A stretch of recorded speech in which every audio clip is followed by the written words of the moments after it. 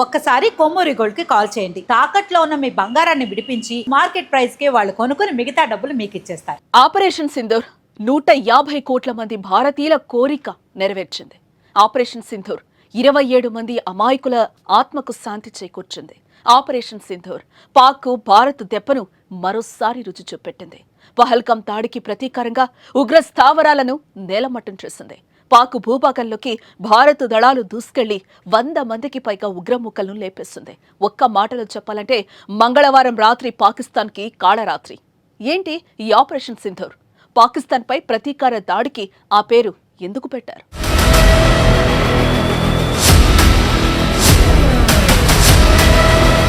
ఒకరి జోలికి పోము, మా జోలికొస్తే మాత్రం అంత చూస్తాం. ఎంత దూరమైనా వెళ్తాం. శాంతి మా నినాదం. ఆ శాంతికి భంగం కలిగిస్తే మాత్రం అశాంతే.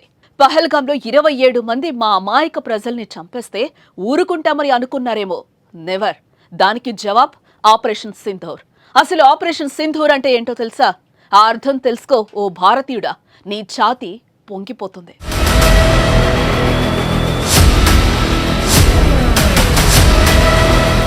భారత సైన్యం విడుదల చేసిన ఒక చిత్రంలో ఆపరేషన్ సింధూరం గురించి పెద్ద అక్షరాలతో రాసుంది.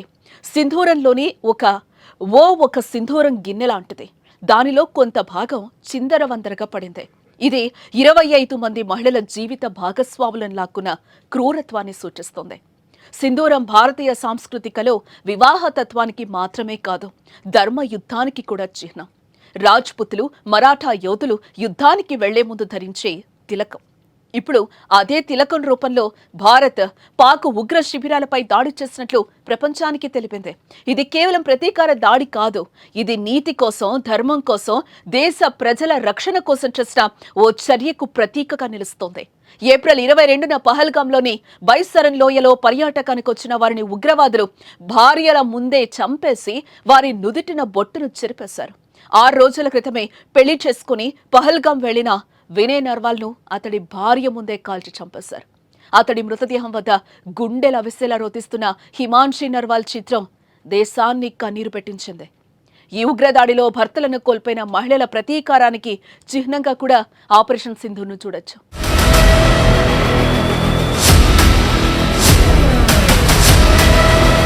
సింధూరం అనేది దర్గా, శక్తి దేవతలతో సంబంధం కలిగి ఉందని నమ్ముతారు.